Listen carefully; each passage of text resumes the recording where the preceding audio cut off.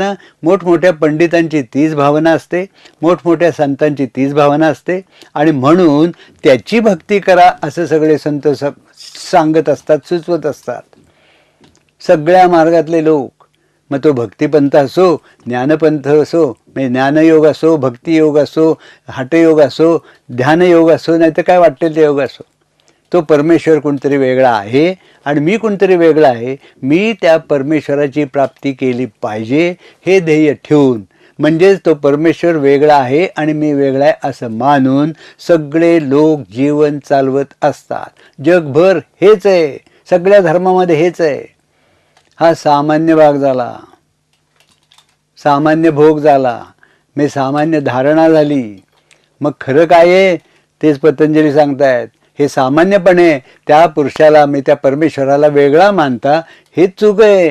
तो वेगळा नाही आहे.